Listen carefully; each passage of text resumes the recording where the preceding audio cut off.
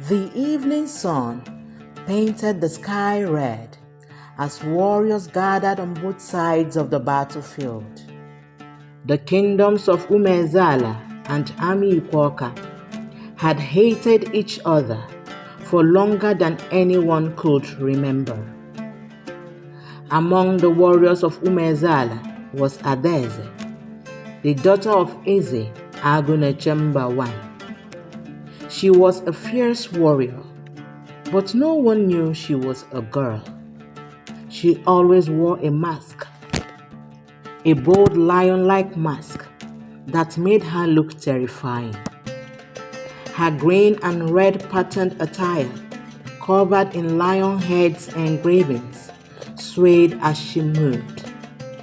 Her braided hair, decorated with beads, and her beautiful cape made her look magical. From the other side came Eyinnaya, the only son of Igwe Adaeze. He was a strong and fearless warrior, dressed in black, white, and orange patterns with eagle engravings. He had a sharp spear and a sharper mind, ready to protect his people. When the battle began, Adaeze and Eyinnaya met in the middle. Their fight was like a dance, fast, fierce, and breathtaking.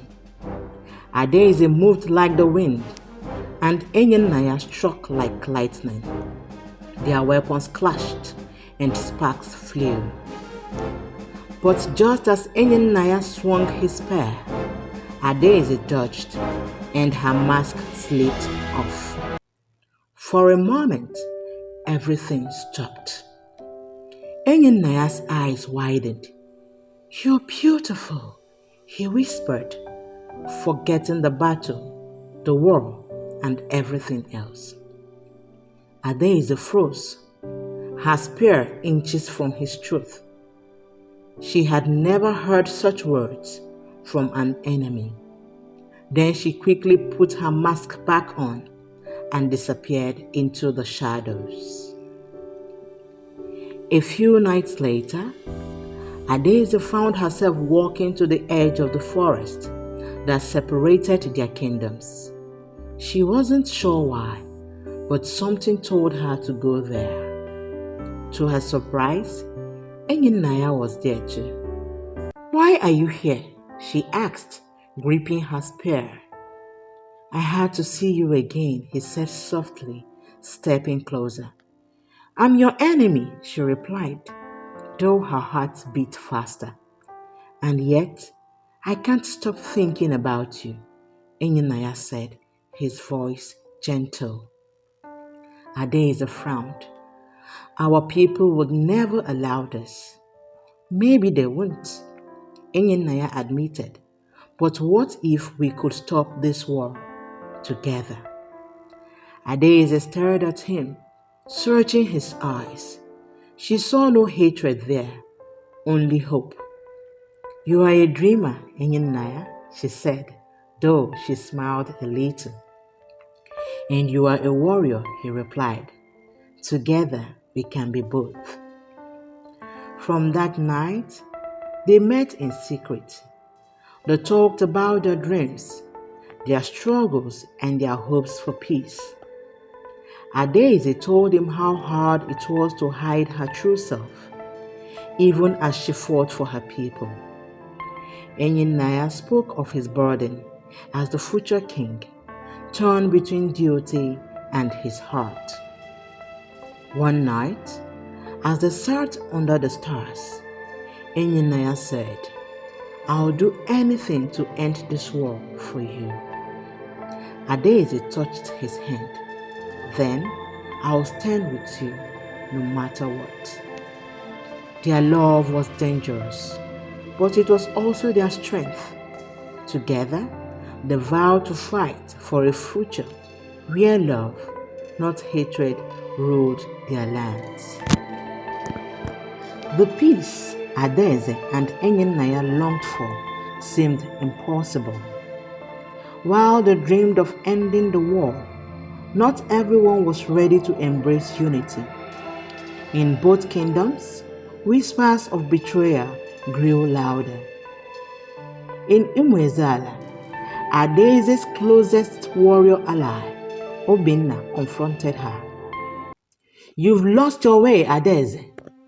How can you trust the son of the man who led attacks against us?" "I trust him because I've seen his heart," Adaeze said firmly. "Eyinnaya wants peace as much as I do." "But at what cost?" Obinna spat. "If you are wrong, it will destroy us all." Meanwhile, in Amikwo Awka, Eyinnaya faced resistance from his childhood friend Nkem. "You are a fool to think peace is possible," Nkem said bitterly. "Adaeze is a warrior, not a wife. She'll turn on you the moment it suits her." "You don't know her like I do," Eyinnaya replied.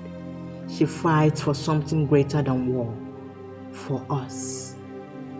Their loyalty to each other was tested when spies from both kingdoms began stirring unrest. A group of warriors from Amikwo Awka ambushed a peaceful Umuezeala village, reigniting the flames of anger. When Adaeze learned of this attack, she was devastated. "Eyinnaya, how could your people do this?" she demanded when they met that night. "I had nothing to do with it," Eyinnaya insisted.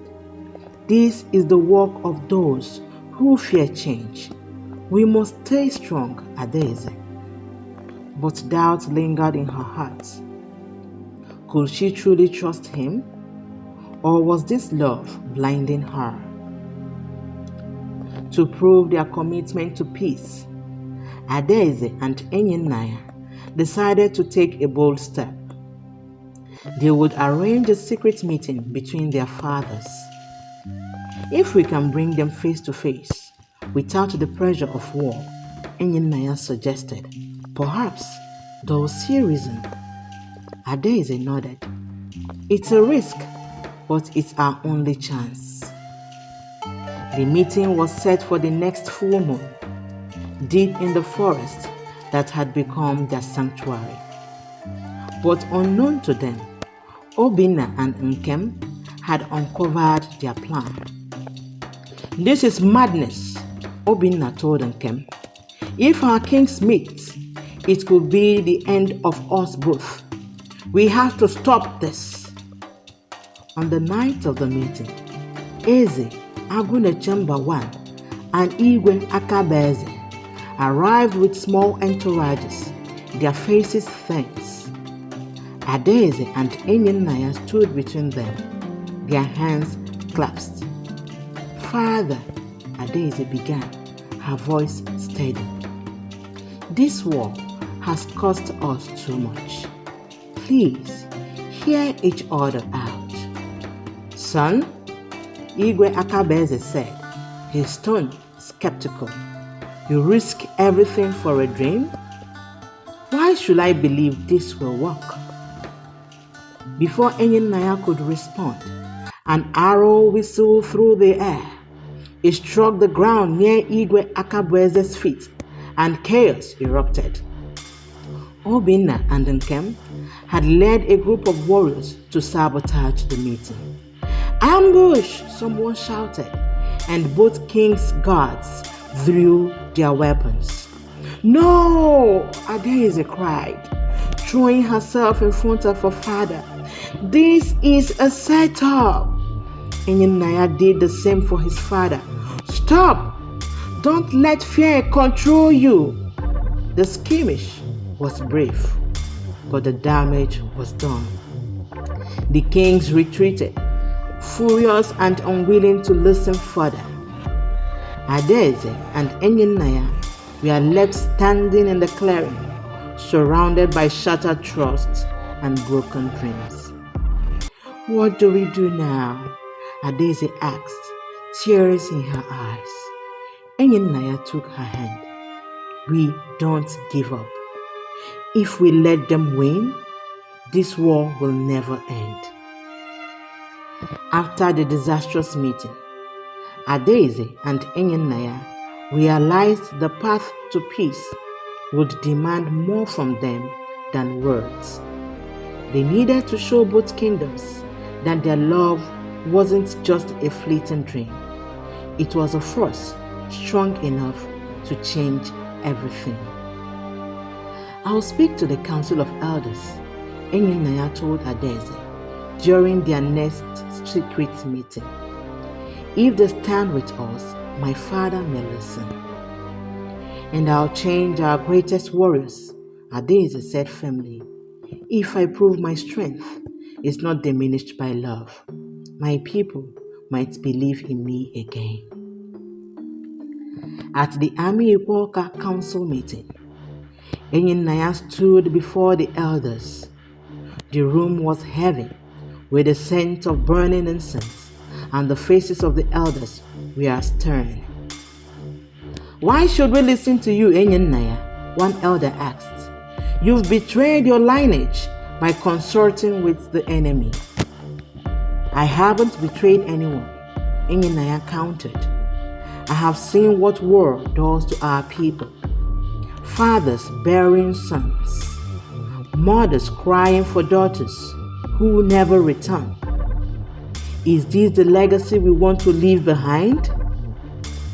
The elders murmured among themselves. One elder, a woman named Eyinnaya, finally spoke up. If you truly believe peace is possible, show us your commitment. Prove to us this is more than a lover's dream. Back in Umuezeala, Adaeze stood in the village square. Warriors surrounded her, their faces filled with skepticism. I challenge anyone who doubts me to face me in combat, she declared, her voice ringing through the air. If I win, you will trust me to lead us towards peace. Obinna stepped forward, his spear gleaming in the sunlight. You've already lost, Adaeze. Your heart is too soft for war now. They fought fearlessly, the clash of their weapons echoing through the square. Adaeze's movements were swift and precise, her years of training shining through. With a final spin, she disarmed Obinna and pointed her spear at his chest. I fight for peace, not weakness, she said, lowering her spear. Will you stand with me? Reluctantly, Obinna nodded. You've proven your strength, Adaeze. I will follow you. With the support of the elders and warriors, Adaeze and Eyinnaya convinced their fathers to meet once more, this time in front of both kingdoms. The gathering took place at the valley, a sacred ground where battles had been fought for generations. Thousands of people stood on either side, watching as the kings approached. Adaeze and Eyinnaya stood between them, their hands clasped. Father, Adaeze said to Eze Agunachemba I I love my people, but I also love Eyinnaya. If war continues, both kingdoms will fall. Let us end this together. Igwe Akabaeze looked at her son. Do you truly believe she is worth this risk? I do, Eyinnaya said, because this is not just about love, it's about survival. If we unite, we can build something stronger than hatred. Before the kings could respond, a shout rang out. A rebel group, led by Enkay, charged toward the gathering. They will destroy us all, someone screamed. Adaeze and Eyinnaya didn't hesitate. They stood together, fighting off the rebels with the strength of two warriors who trusted one another completely. Their movements were perfectly in sync, a dance of courage and determination. As the last of the rebels fell, the crowd erupted in cheers. The kings, witnessing the bravery of their children, finally saw the truth. Love and unity were stronger than war. Months later, a grand celebration was held to mark the union of Umuezeala and Amikwo Awka. Adaeze and Eyinnaya stood at the center, their love now a symbol of hope for their people. Eze Agunechemba I and Igwe Akabaeze, once bitter enemies, embraced as brothers. The two kingdoms were no longer divided, but united by a treaty of peace and a shared future. As the sun set on the valley, Adaeze turned to Eyinnaya. We fought so hard for this. Do you think our people will remember? They'll remember, Eyinnaya said, smiling, because our story will live on as proof that love can conquer even the deepest hatred. Hand in hand, they looked out at their people, knowing their journey had only just begun.